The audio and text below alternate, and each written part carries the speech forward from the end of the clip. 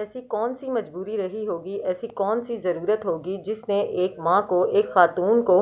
موت کے منہ میں جانے پر مجبور کر دیا، اور یہ سب جانتے بوجھتے ہوئے کہ یہ سب کتنا خطرناک ہو سکتا ہے، اس کی زندگی کے لیے کتنا مشکل ہو سکتا ہے، اس کے باوجود اس نے ایسی حرکت کی۔ میں ہوں سبوہی عثمان اور آپ دیکھ رہے ہیں سبوہی کا پاکستان۔ دوستو، آج میں آپ کو ایک انتہائی افسوسناک واقعہ بتانے جا رہی ہوں، جس کو سننے کے بعد، دیکھنے کے بعد مجھے یہ احساس ہوا کہ واقعی مجبوریاں انسان کو موت کے منہ میں تک دھکیل دیتی ہیں، اور اس کو یہ احساس نہیں ہوتا کہ وہ جو حرکت کرنے والا ہے وہ اس کی جان کے لیے کتنی خطرناک ثابت ہو سکتی ہے۔ اس کو اس وقت نظر آ رہی ہوتی ہے تو صرف اپنی مجبوری، صرف اور صرف اپنی ضرورت۔ ایسا ہی ایک واقعہ ٹاؤن شپ میں پیش آیا، جہاں پر ایک خاتون نے غربت کے ہاتھوں مجبور ہو کر ایک جو ہے شادی کی تقریب ہو رہی تھی، جہاں پر کے باہر ٹرانسفارمر میں سے شادی ہال کہہ لیں یا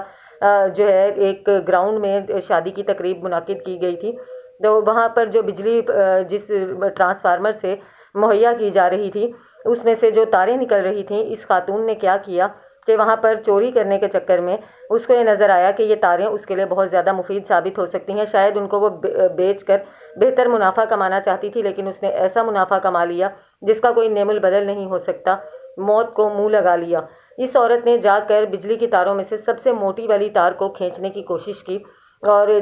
جو کہ کھینچنے کی کوشش نہیں، باقاعدہ طور پر چوری کی، اور بجائے اس کے کہ وہ اس تار کو چوری کر پاتی، اس سے پہلے ہی کرنٹ نے اس کو دبوچ لیا اور وہ عورت وہیں پر تڑپ تڑپ کر دم توڑ گئی۔ یہ واقعہ لاہور میں ٹاؤن شپ میں پیش آیا ہے، جہاں پر جو ہے شادی کی تقریب ہو رہی تھی، جس کے باہر سے ٹرانسفارمر سے جو ہے اس گراؤنڈ میں جو بجلی مہیا کی گئی تھی، وہاں کی ایک خاتون نے، اس علاقے کی ایک خاتون نے وہاں سے ایک بجلی کی تار چوری کرنے کی چکروں میں اس ٹرانسفارمر میں ہاتھ لگانے کی کوشش کی، اور اسی اثناء میں اس عورت کو کرنٹ نے دبوچ لیا، اور کچھ ہی سیکنڈوں میں عورت جو ہے تڑپ تڑپ کر دم توڑ گئی۔ یہاں پر حالات اس سے بھی زیادہ ناگزیر ہو چکے ہیں۔ لوگ، میرا خیال ہے، کرنٹ تو کیا، کوئی بھی ایسی چیز کو چھونے سے گریز نہیں کرتے جو ان کی ضرورتوں کو پورا کر سکے، جو ان کی مجبوریوں کا کوئی نعم البدل بن سکے، جو ان کے مسائل کو حل کر سکے، اور بجائے اس کے کہ ان کی مجبوریاں حل ہو سکیں، ان کی جو ہے پریشانیوں میں کوئی مدد ان کو مل سکے، اس کے بجائے وہ جو ہے موت کے اندھیروں میں گم ہو جاتے ہیں اور ہمیشہ ہمیشہ کے لیے ہم لوگوں سے دور ہو جاتے ہیں۔ یہ انتہائی دل سوز واقعہ جو ہے،